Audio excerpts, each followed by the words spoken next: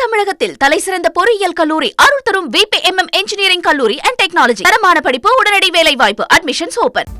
தென் மாநில முதலமைச்சர்களுடைய மாநாட்டில் பங்கேற்கிறதுக்காக மத்திய உள்துறை அமைச்சர் அமித்ஷா சென்னைக்கு வர இருக்காரு. இவருடைய பயண திட்டம் என்ன அப்படிங்கிறது தொடர்பான விவரங்களோட செய்தியாளர் கசாலி இணைஞ்சிருக்காரு.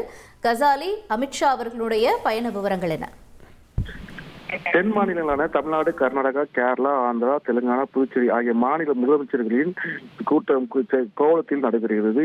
20ஆம் தேதி நடைபெறும் இந்த கூட்டத்திற்காக 2 நாள் பயணமாக மத்திய உள்துறை அமைச்சர் அமித்ஷா நாளை மாலை டெல்லியில் இருந்து புறப்பட்டு இரவு 7:40 மணிக்கு சென்னை மீனம்பாக்கம் பழையாவூர் வருகிறார். அங்கு வரவேற்பு முடிந்த பிறகு உள்துறை அமைச்சர் அமித்ஷா காரில் இருந்து கிழக்கடற்கரை வழியாக கோவளம் சென்றார். கோவளத்தில் நேற்று இரவு நட்சத்திர விடுதியில் தங்கும் அவர் 20ஆம் தேதி தென் மாநில முதலமைச்சர்கள் மாநாட்டில் கலந்து கொண்டு உரை நிகழ்த்தினார். அதன் பிறகு பிற்பகல் 2:30 மணி அளவில் கோவளத்திலிருந்து காரில் புறப்பட்டு மீனம்பாக்கம் வருகிறார். மீனம்பாக்கம் விமான நிலையம் வந்தவுடன் 3:45 மணிக்கு சென்னையிலிருந்து தனி விமானம் மூலம் டெல்லி புறப்பட்டுச்சார்.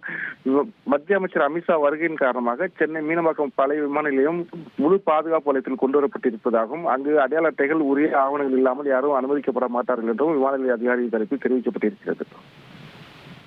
உங்களுடைய தகவல்களுக்கு நன்றி கசாலி. தென் தமிழகத்தில் தலைசிறந்த பொறியியல் கல்லூரி அருள் தரும் VPMM இன்ஜினியரிங் கல்லூரி அண்ட் டெக்னாலஜி. தரமான படிப்பு, உடனடி வேலை வாய்ப்பு. Admissions open.